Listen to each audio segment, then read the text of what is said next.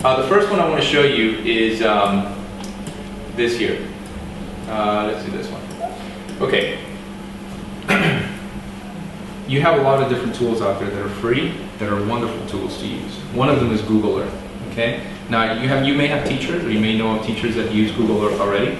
I think Google Earth is really, really wonderful because it provides a way for teachers to use the world to help students understand what the world is all about. Okay.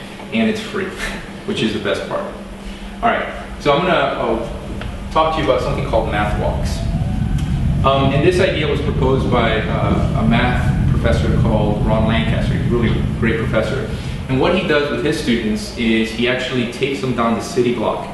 And as they're walking down the city block, he asks the students to pick out things that they see and think of mathematics that are, in the things they see. So for example, as we're walking down the street, they may see tile work, right? And so what kind of mathematics is going on? And so the kids have to think about questions that relate to that. Now, it's a really wonderful concept. The only problem is that when it's within the context of a classroom, it can be very difficult to do, because taking 30 kids out to the street is very, very hard, right? But we can do this virtually. And so let me show you what this looks like. So what I'm going to do is I'm going to open up Google Earth again. And I'm going to take you to where I live, okay? And we're going to take a stroll down the street, okay? Except we're going to do this virtually. So here's where I live, down here. And as we're walking down the street, we're going to look at different things that have different types of mathematics behind it, okay? So here's the first. So as you're walking down the street, I notice that there's a building here, and you see these windows? They have an odd shape. Well, remember when we were talking about area? This is a really wonderful place for students to do something like this. Simply ask themselves, well, what is the area of that shape? Okay? And they can put in numbers that they want, or they can use a real-life scale, because now you have to use proportions. Okay? And you can come up with the mathematics behind it. And oh, by the way, we didn't talk about shapes that have curves in them. What happens then? And we can keep going. Across the street, there's this place to eat pizza. And notice these little curves here.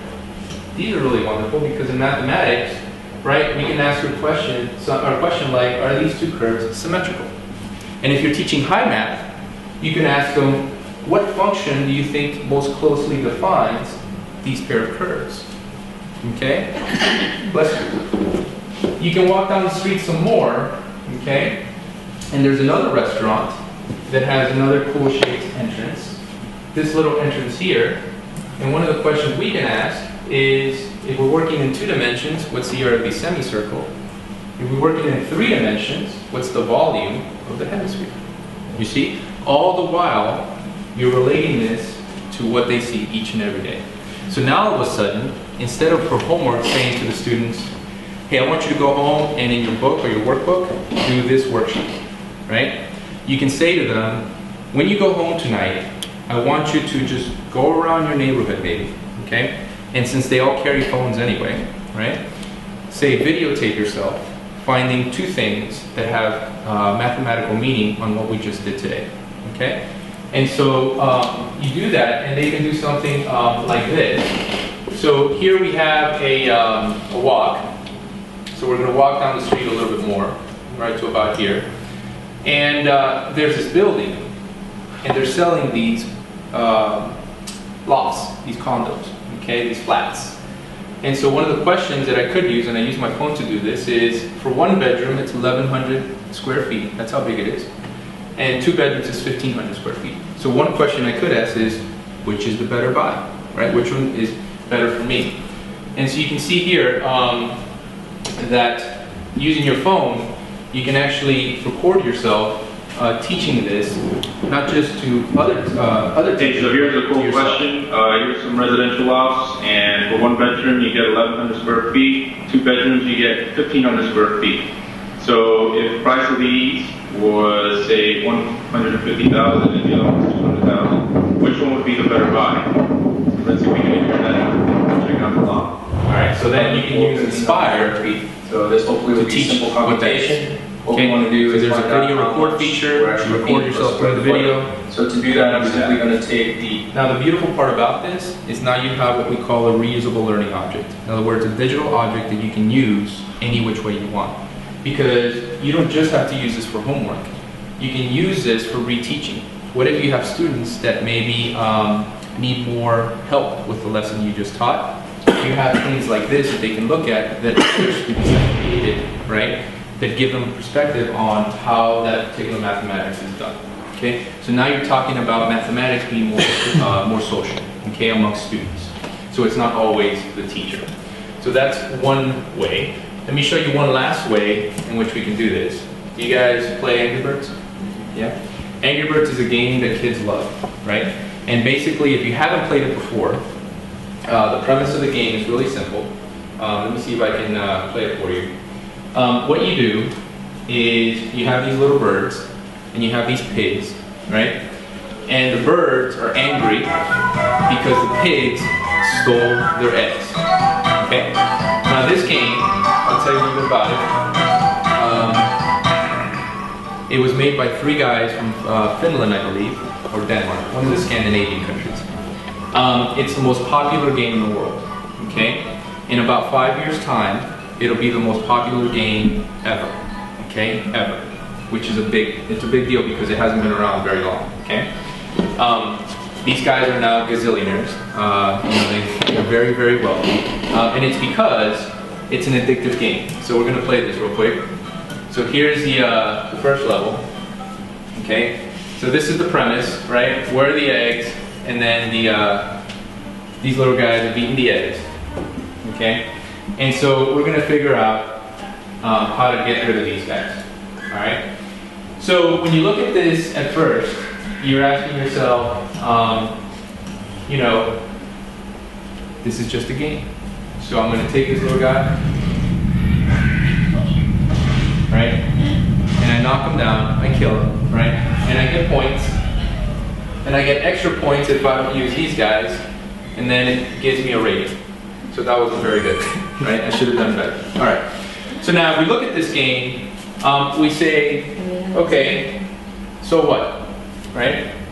How is that going to help my kids learn math? Well, I want to show you a different program here that I would recommend for all your math teachers and for all your science teachers at that. This program here is called Tracker, and it's free. Okay, it's an open source program. Let me make sure I can open it up for you. Okay. And what we're going to do with Tracker is we're going to take some of the things you just saw and we're going to delve into some mathematics real quick. Okay, so what I've done, my friends, is I have here a file that I got from YouTube. And let me find it for you in here. Open up.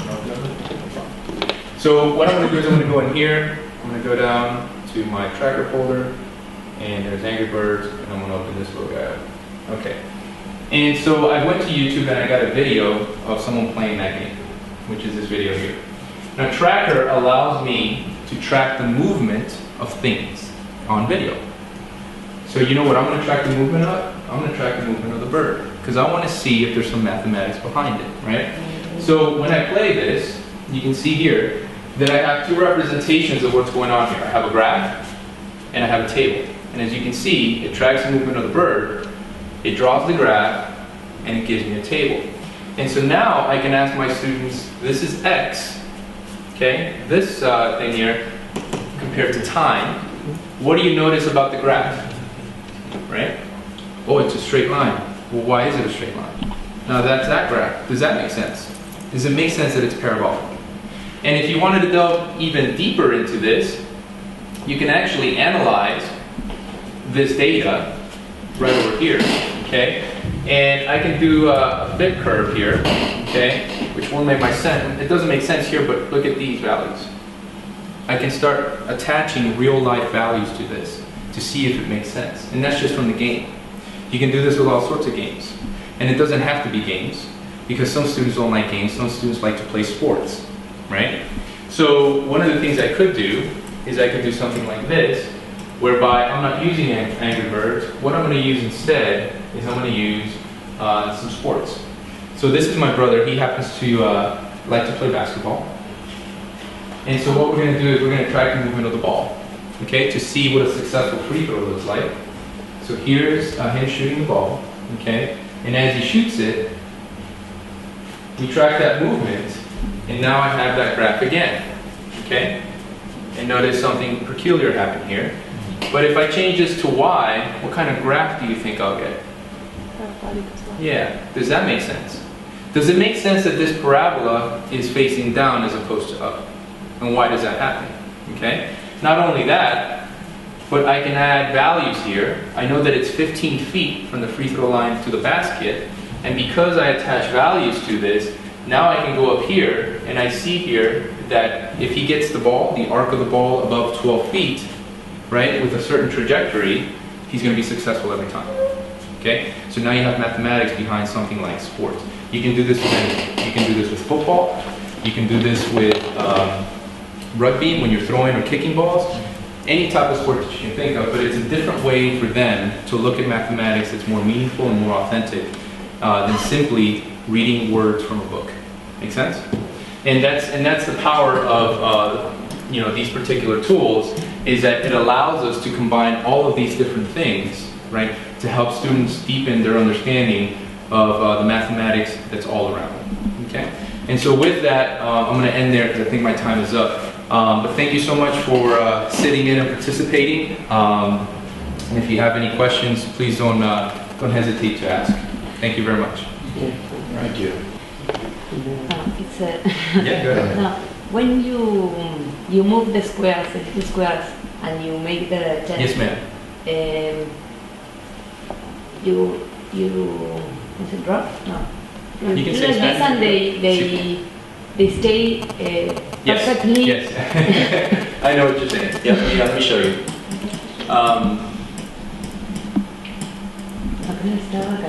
Okay, These right here? yeah, Yeah, when you go like that, yeah. they stay perfect? Okay, Yeah. that's, you want me to show you how to do that? Yeah. Okay.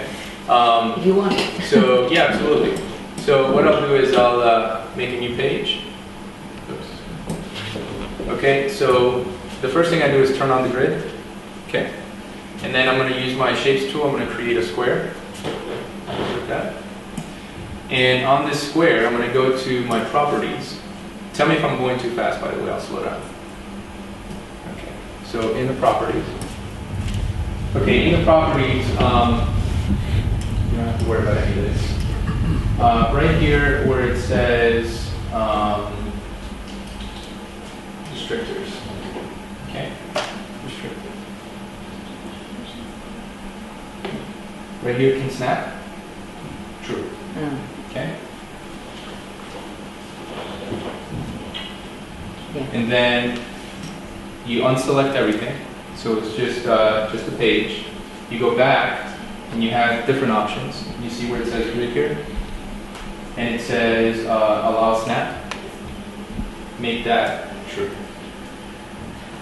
Okay.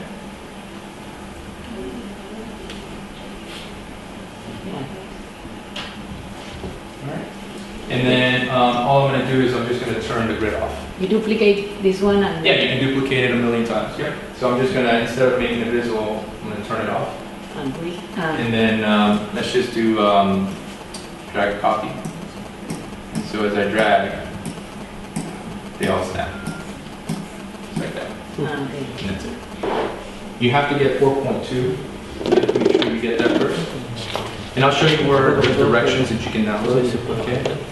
But when you create your shape, okay, under File, you see Export. Okay, you're going to export, and then oops, File, Export, and it's going to be this first option here. Okay. Dynamic worksheet. Okay. You're going to click on that, and you're going to go here. Okay, so dynamic worksheet here.